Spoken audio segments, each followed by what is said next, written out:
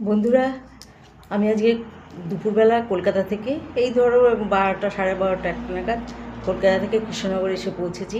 কৃষ্ণনগরে আমাদের একটা বাড়ি আছে, ওখানে আমি একটু দেখাশোনা করতে আসি মাঝে মাঝে। তা এসে কী রান্না করেছি, পটল সরু সরু করে কেটে, বরবটি সরু সরু করে কেটে, বরবটি লম্বা লম্বা করে কেটে, পটল লম্বা লম্বা করে সরু সরু করে কেটে, মানে 4 ফালি করে, তার সাথে কাঁচা পেঁয়াজ আর কাঁচা লঙ্কা এই দুটো দিয়ে ওটাকে কালো জিরে ফোড়ন দিয়ে ছেচকি করেছি। কড়াই লাগা লাগা ছেচকি, যেটাকে ছেচকি বলে। অনেকেই জানে, আবার কয়েকজন হয়তো জানেও না, তাদের জন্য বলছি। কড়াই লাগা লাগা একটা ছেচকি করেছি, এবং তার মধ্যে আবার কি করেছি, একটা ডিম ভেঙে সেটাকে দিয়ে দিয়েছি, একটু আপডেট করেছি ওটা। এটা হচ্ছে পুরনো রান্না, আর ডিম ভেঙে দেওয়াটা এটা হচ্ছে আপডেট করা, আমি নিজে আপডেট করেছি।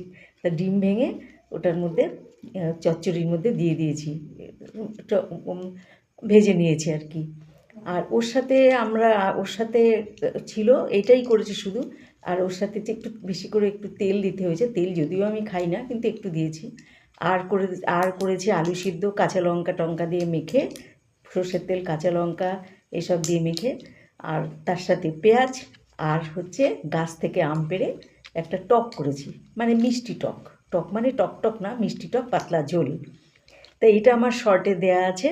তোমরা কেমন দেখতে লাগছে বা আমি খেয়ে কেমন লেগেছে সেটা বলেছি, তোমরা সেটা একটু কষ্ট করে দেখে নিও, আর সাবস্ক্রাইব আর লাইক করো। আবার দেখা হবে কালকে। টাটা।